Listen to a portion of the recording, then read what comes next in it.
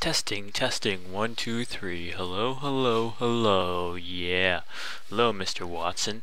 And hi, Mr. Watson. This is Ryan Tinti. This will be my commentary on assignment number 11. And I'm just going to read the questions and share my thoughts and my answers. And here we go, just gonna jump right into it. Yeah. Okay, so number 1. What role did the media play in the 1960s presidential campaign? How did it directly affect the outcome of the election? Well, the voting commercials at the time really exaggerated the need to vote. And for one, it really used the threat of possible national threats such as atomic bombing, and generally the media really determined the outcome because whichever president was more pro-war than the other, the media supported. So, moving on. Number 2. How did the Cold War affect the issues in the presidential election of 1960?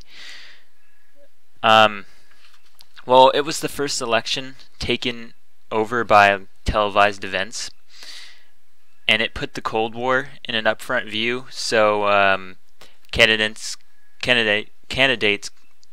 could either support or oppose the Cold War, and that really determined the presidential election. Anyway, number 3. How did JFK's inaugural address motivate the nation? What were some of the effects of the address?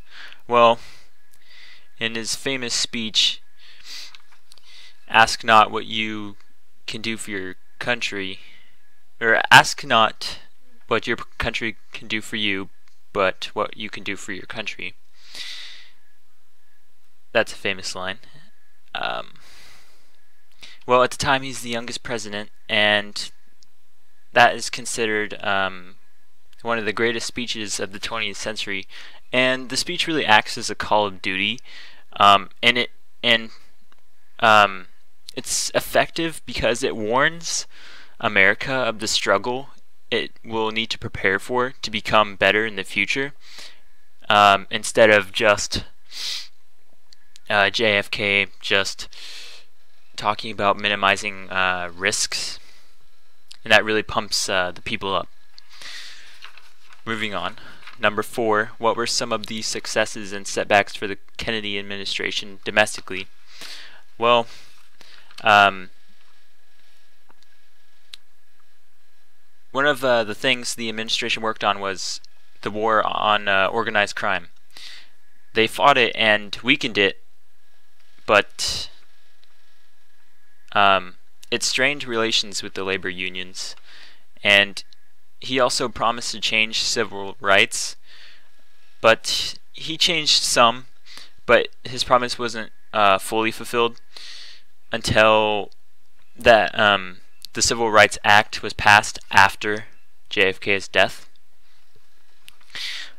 Number 5, I did not do. Slap on the wrist for me. Moving on. What do you feel was the most important issue faced by the Kennedy administration during the Cold War? Explain your answer in detail. Well, at first I was thinking the Cuban Missile Crisis, but then I reconsidered and thought about foreign policy, because he wanted to rid the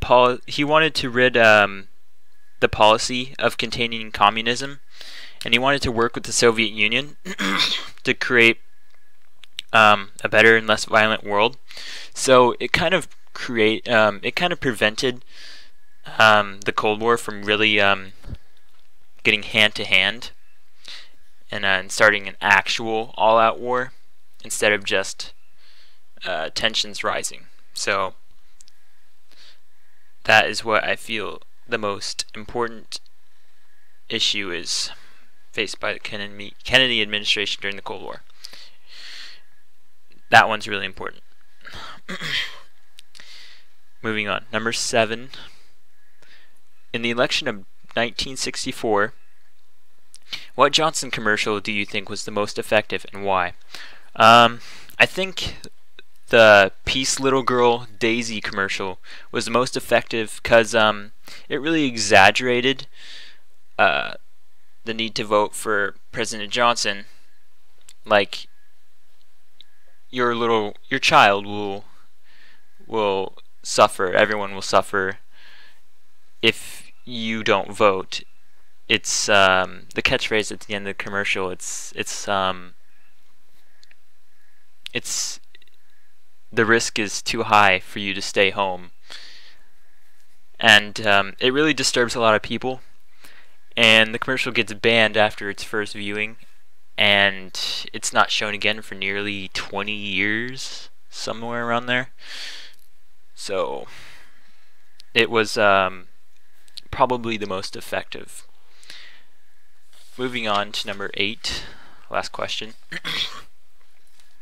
Of all the social programs started in Johnson's Great Society, which was the most effective and why?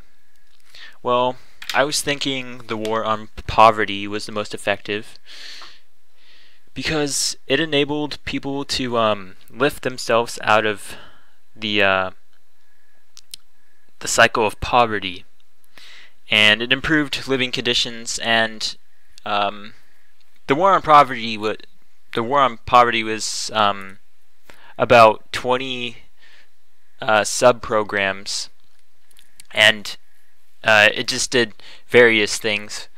One of them improving living conditions. I'm not going to say Job Corps, but it gave people opportunities to get out of poverty, and it really helped reshape America's workforce and its future.